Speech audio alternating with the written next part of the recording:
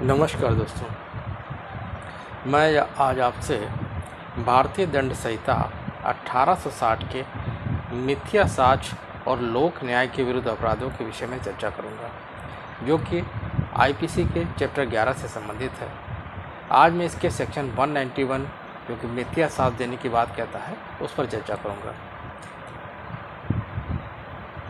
जो कोई शपथ द्वारा या फिर विधि के किसी अभिव्यक्त उपबंध के द्वारा सत्य कथन कहने के लिए वैध रूप से आबद्ध होते हुए भी, या किसी विषय पर घोषणा करने के लिए विधि द्वारा आबद्ध होते हुए भी ऐसा कोई कथन करेगा जो कि मिथ्या है, और या तो जिसे मिथ्या होने का उसे ज्ञान है या विश्वास है, या जिसके सत्य होने का उसे विश्वास नहीं है, मिथ्या साक्ष्य देता है, कहा जाएगा। तो क्या बताया गया है कि यदि कोई शपथ पत्र द्वारा या फिर विधि के अभिव्यक्त उपबंध के द्वारा सत्य कथन करने के लिए वैध रूप से आबद्ध है और उसके बाद वो मिथ्या घोषणा करता है या फिर मिथ्या कथन करता है, तो मिथ्या साक्ष्य देता है, कहा जाएगा।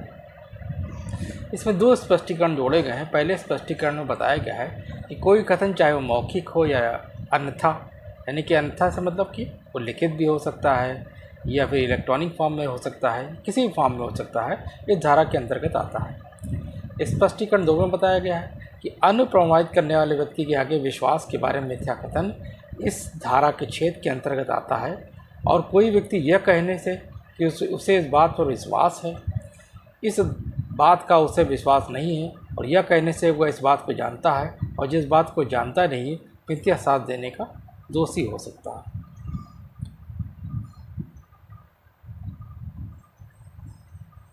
अब इसके संबंध में एक इलस्ट्रेशन जो है मैं पढ़ के आपको बताता हूँ, जिससे आपको समझने में, स्पष्टीकरण 2 को समझने में आसानी होगी। या के हस्तलेख के साधारण स्वरूप को जानते हुए का एक कथन करता है कि अमुक हस्ताक्षर के संबंध में उसे विश्वास है कि वह या का हस्तलेख है। का उसके ऐसा होने का विश्वास सद्भावपूर्वक करता है। यहाँ का कथन केवल अपने विश्वास के संबंध में है और उस विश्वास के संबंध में सत्य है, इसलिए वह हस्ताक्षर या के हस्तलेख ना भी हो तो वो मिथ्या साक्ष्य में नहीं आएगा। तो यहाँ पर क्या हुआ कि या ने जो बयान दिया, स्टेटमेंट दिया, वो गुड फेथ में दिया, मेंसरिया उसका नहीं था। अगर गुड फेथ में आप कोई गलत बयान दे जाते हैं तो आप मिथ्या साक्ष्य देने के उसमें की परिभाषा में नहीं आएंगे।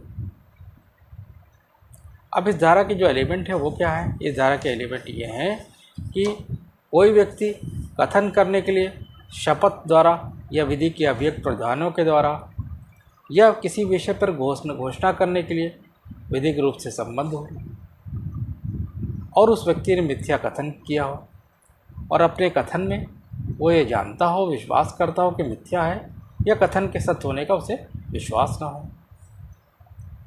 अब इसको अलग अलग एक एक पार्ट को समझने का यदि हम प्रयास करें तो शपथ इत्यादि द्वारा विधिपूर्ण ढंग से बात होने की बात अगर उठाई जाए तो इसके संदर्भ में क्या कहना पड़ेगा? इसके संदर्भ में ये कहना पड़ेगा कि मिथ्या साक्ष्य के संदर्भ में दंडित करने के लिए आवश्यक है कि मिथ्या साक्ष्य ऐसी कार्रवाई में दिया गया हो जिसमें अभियुक्त विधिक रूप से सत्य कहने के लिए बाध्य हो, या फिर न्यायालय जो हो शपथ दिलाने के अधिकार से युक्त नहीं है, तो ऐसी स्थिति में जो कार्रवाई उपयुक्त न्यायालयों के समक्ष नहीं मानी जाएगी और मिथ्या साक्ष्य देने के लिए अभियोजन जो होगा विधि सम्मत नहीं होगा।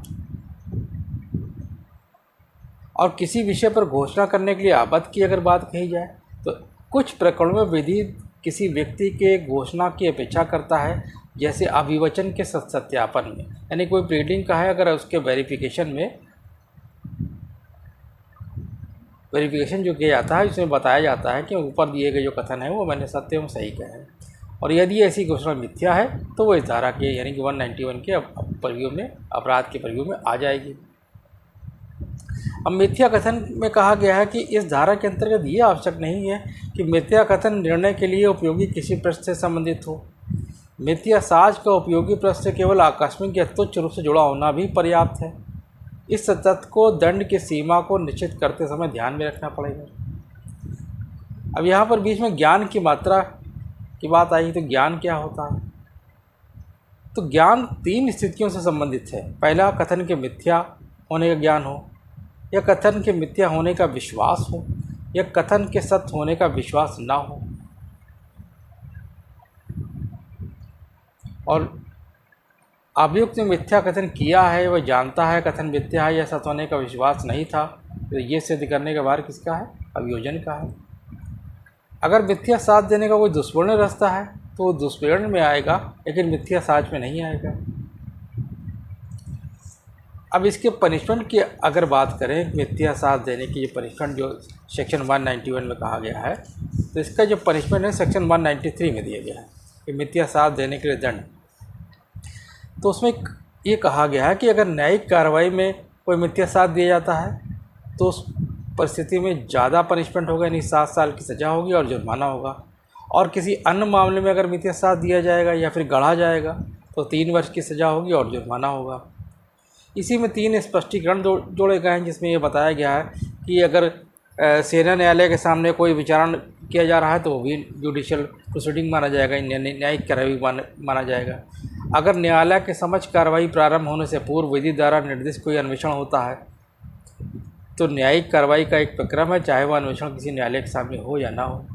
यहाँ पर प्रिलिमिनरी इन्वेस्टिगेशन की बात कही गई स्पष्टीकरण 2 में। स्पष्टीकरण 3 में बताया गया न्यायालय विधि के अनुसार निर्दिष्ट न्यायालय के प्राधिकार के अधीन संचालित अन्वेषण न्यायिक कार्रवाई का एक प्रक्रम है, चाहे वह अन्वेषण किसी न्यायालय के सामने ना भी हो। यहाँ पर 156(3) और 202 के इन्वेस्टिगेशन की बात कह रहा है। तो ये आपने देखा कि आज मैंने आपसे सेक्शन 191 यानी मिथ्या साक्ष देने और मिथ्या साक्ष के दंड की चर्चा की गई है। मिथ्या साक्ष गढ़ने और आईपीसी के अन्य सेक्शन के ऊपर मैं अपने आने वाले लेक्चर में चर्चा करूँगा। यदि आपको मेरा चैनल समझ में आता है तो कृपया से लाइक करें, सब्सक्राइब करें, शेयर करें, कमेंट करें। तब तक के लिए जय हिंद, जय भारत।